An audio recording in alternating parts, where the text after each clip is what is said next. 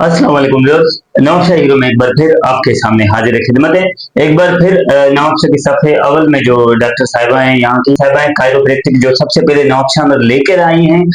Chiropractic जो नाम है, जो मिडिल क्लास लोग हैं या दूसरे जिनको इसका मफहूम पता नहीं, वो भी डॉक्टर साहिबा बताएंगी। उसके साथ साथ जो अमूमन जो तकलीफें लेडीज को जो होती हैं रगों में, पट्ठों में, जोड़ों में, इस हवाले से जो दवाइयाँ खाती हैं, तो हमने ये भी सुना है कि जो डाइक्लोफिलिक सोडियम, इस तरह के जो आप दवाइयाँ यूज करती हैं तो गुर्दों पे असर पड़ता है।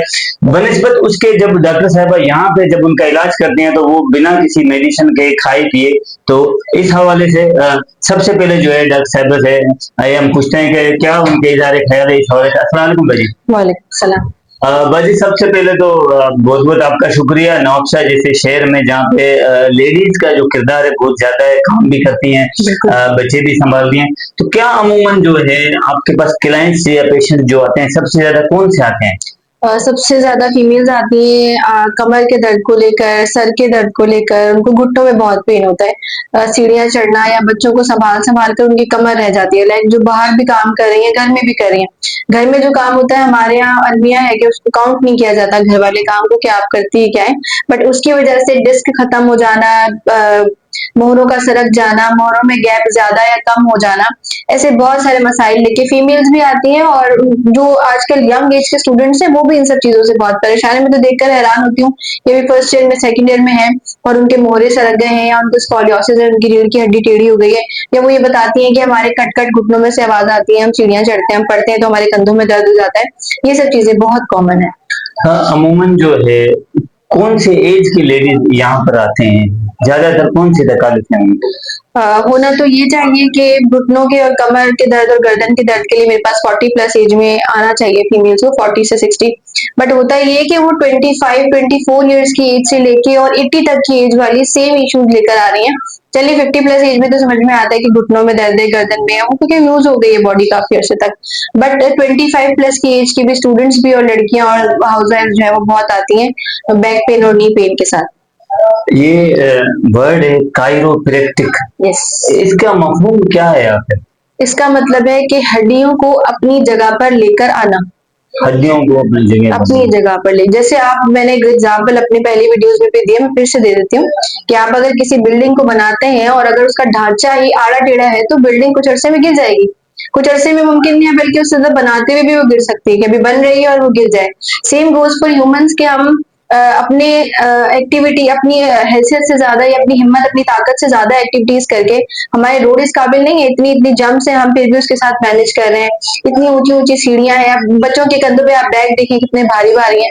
हम अपनी ताकत से ज्यादा एक्टिविटीज करते हैं तो हमारी, आपने बहुत कॉमनली देखा होगा कि कमर पे ना इतना बड़ा हम्प बन जाते हैं, औरतों के भी और मर्दों के भी। और उन्हीं लोगों को शिकायत होती है कि हमें चक्कर भी आते हैं, हमें गुस्सा भी आता है, हमारे बाल भी गिर रहे हैं, हमारी आंखों में दर्द है, हम डिप्रेशन में जा रहे हैं, हम चिड़चिड़े हो गए हैं। सेम गोज कि जिनके ऐसे हंच बैक हो जाती है, वो झुकी हुई कमर, वो ये कहते हैं हमारे हाथ पांव सुन हो रहे हैं, हाथ पांव में ताकत नहीं है। हम जब सोकर उठते हैं ना तो हमसे चला नहीं जाता, हमारी कमर अकड़ जाती है। तो ये जो बॉडी की अलाइनमेंट खराब हो जाती है, ये उसकी वजह से होता है।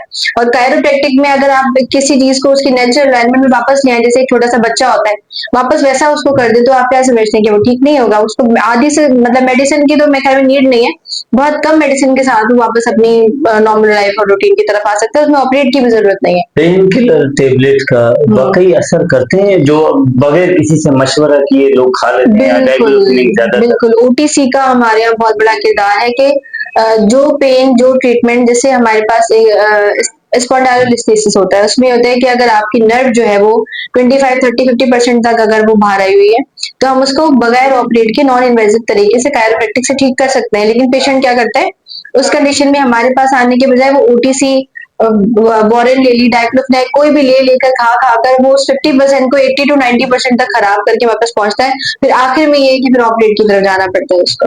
खवातीन में डिप्रेशन का जो है मसला ज्यादा है, कमर घुटनों का दर्द, इस हवाले से कुछ? ऐसे में 2 से 3 साल में ये होता है कि वो खवातीन डिप्रेशन की तरफ चली जाती हैं। सुसाइड अटेम्प्ट्स, गुस्सा, बच्चों पर हाथ उठाना, मारना, चीजें फेंक फेंक कर मारना, उसका ट्रीटमेंट भी बहुत अच्छे रिजल्ट्स के साथ हम कर रहे हैं। फीमेल्स का। और एक ये मैं पैगाम देना चाहूंगी सबको कि हमारा क्लिनिक सिर्फ खवातीन, बच्चों और बुजुर्गों के लिए है। मेल्स को जो है वो हम ट्रीट नहीं करते विद ड्यू रिस्पेक्ट। और दूसरा ये कि वो लोग जो वेट गेन से परेशान है, वेट गेन का हम इलाज भी करते हैं, वजन जिनका ज्यादा है। बहुत ज्यादा वेट लॉस के लिए भी आप आ सकते हैं यहाँ पर। वो बच्चे जिनका वजन नहीं बढ़ रहा, जो बहुत कमजोर है, वो जो असेंबली में स्कूल्स में अक्सर गिर जाते हैं, उनका बहुत अच्छा ट्रीटमेंट अवेलेबल है। वो खवातीन खासतौर पर जिनको अगर ये कह दिया गया कि आपके नी ट्रांसप्लांट होंगे, आपके घुटने तब्दील किए जाएंगे, वो आ सकती हैं। वो बिल्कुल इंशाल्लाह इंशाल्लाह बहुत अच्छे रिजल्ट्स के साथ आएंगी। बैक पेन से जो परेशान है, बगैर ऑपरेट के बहुत अच्छे तरीके से, और फीस भी कोई इतनी खास नहीं है। और बहुत तो पेशेंट ऐसे आते हैं जिनके पास कोई फीस नहीं होती, तो हम ट्रीट करते हैं क्योंकि हमने अल्लाह ताला को जवाब देना है। तो परेशान ना हो, इलाज अवेलेबल है, थोड़ी हिम्मत करें, पहुंच जाए, हम उनके साथ हैं इंशाल्लाह। बच्चों का अभी थोड़ी देर पहले जिक्र हुआ है, तो इस हवाले से बच्चे बिल्कुल नौकशा में जो है कहीं गंदगी कचरों वगैरह की वजह से बच्चों में जो है वीकनेस बहुत ज्यादा है। और ज्यादातर जो डॉक्टरों पे जाते हैं तो ये बड़े बड़े डब्बे जो है वो इंश्योर के, फला के, पीडियाश्योर के, तो यहाँ पे अगर वो बच्चे आते हैं तो उनका ट्रीटमेंट किस तरह किया जाता है, वो थोड़ा सा। बच्चे बाहर खेलते हैं ना तो 10 दफा गिरते हैं, और गिरने के बाद वो इस डर से कि हमें दोबारा बाहर नहीं भेजेंगे, मेरी अम्मी वो बताते नहीं आके कि हमें यहाँ यहाँ दर्द हो रहा है। और वो बढ़ते बढ़ते बड़े होने के बाद उनमें एक डिफॉर्मिटी की शक्ल ले लेता है, और पेन से वो फिर खाना पीना भी छोड़ देता है। हमारा काम ये है कि जब बच्चा आता है तो हम head to toe full inspection करते हैं। उसका इंस्पेक्शन के बाद, उसकी बॉडी अलाइनमेंट करने के बाद, जिस चीज की उसमें हमें कमी महसूस होती है, अगर लैब्स करानी पड़ती है तो हम लैब्स भी करवाते हैं। फिर उसको सिर्फ वही चीज प्रोवाइड करते हैं। और हमारा बेनिफिट ये है कि आपका हफ्ते में एक सेशन होता है, तो मैक्सिमम 3 से 4 सेशन में आपका बच्चा, और बहुत बहुत अच्छा रिजल्ट 24 डेज में हमने देखा है कि एक 16 प्लस की बच्ची थी, 16 ईयर्स एज होती है, उसका वेट गेन भी हुआ, उसके पेट में दर्द रहता था वो भी ठीक हुआ, उसकी हाइट भी बढ़ गई। अच्छा, ये जो अमूमन अभी 2 साल मेरे ख्याल में होने को हैं आपको, 1.5 2 साल, 1.5 2 साल में तकरीबन जो क्लाइंट्स हैं जो आ रहे हैं वो अमीर तबके के ज्यादा है, मिडिल तबके के ज्यादा है, जो आपने फील किया हो? अम, पढ़े लिखे लोग जो इस चीज को पहले समझ सके शुरू में, वो ज्यादा आए। अब उनका फ्लो भी अच्छा है, लेकिन वो जो गांव के जो लोग थे ना, जिनको हर जगह से मायूसी थी, अवेयरनेस सुनी हुई है, हम भी गए हैं, और आपके इंटरव्यू से भी, तो वो भी बहुत ज्यादा आ रहे हैं, क्योंकि उन्होंने हर जगह ट्राई कर लिया, नहीं हो रहा, वो देख रहे हैं कि हम मेडिसिन भी कम ले रहे हैं और फिर भी हमें इलाज मिल रहा है, तो वो भी बहुत बहुत आ रहे हैं माशाल्लाह से। तकलीफ जो होता है अमूमन लेडीज में, कमर में, घुटनों में, तो पट्टे पट्टे जो हैं वो खिंचाव होते हैं, सूखते हैं, वजह क्या होता है आखिर इसका? अभी तक जितने भी मैंने एमआरआई और सीटी स्कैन देखे हैं, और सबसे बहुत अच्छी एक आपकी बात से मुझे बात याद आई कि सबकी जो डिस्क है डिहाइड्रेटेड होती है, यानी पानी की कमी है। पानी की कमी बहुत ज्यादा, गर्मी हमारे शहर में बहुत ज्यादा है, और अगर पानी की कमी होगी और डिहाइड्रेशन होगी तो फिर पट्टे सिकुड़ेंगे। वो अपनी जगह पर, आपने गोश्त भी देखे ना, अगर आप ज्यादा देर तक आप गोश्त को कुछ जगह पे धूप में रख दें तो कैसा कड़क हो जाता है। सेम गोश्त फॉर ह्यूमन, हमें भी तो इतनी स्वेलिंग होती है। दूसरा ये कि अभी तक मैंने विटामिन डी की जितनी रिपोर्ट करवाई है अपने क्लिनिक पे, 1000 प्लस पेशेंट्स का आप लगाएं, 800 का, मतलब 30 आपका नॉर्मल होना चाहिए, 30 35 40 तक आपका विटामिन डी 3 आना चाहिए रिपोर्ट में।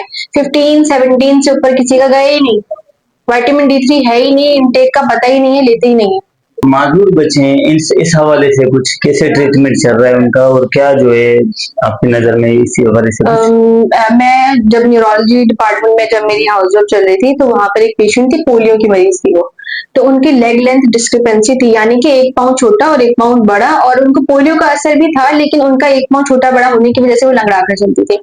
हमारे एक सेशन के बाद उन्होंने खुद महसूस किया, और वो पूरी ओपीडी में खुशी से भाग रही थी कि मैं सीधा चल सकती हूँ अब, मेरे पाँव के जो घुटने हैं, वो जो जॉइंट्स हैं, वो जगह पर आ गए। तो पोलियो वालों तक को भी बहुत, मैं ये नहीं कहती वो ठीक हो जाएंगे, लेकिन बहुत हद तक बेहतर हो जाते हैं। वो बच्चे जो अपनी गर्दन नहीं संभाल सकते, जो 6-7 महीने के हैं, बैठ नहीं पाते, उनको पहले सेशन में पेरेंट्स खुश होकर जाते हैं कि माशाल्लाह हमारे बच्चे ने गर्दन भी संभाल ली है और वो बैठ भी सकता है। खवातीन और जो लड़कियां हैं ये आपको ज्यादा सुन रही होंगी इस टाइम पे, क्योंकि ये टॉपिक भी उन्हों का ही है, तो इस हवाले से उनको आप क्या पैगाम देंगे?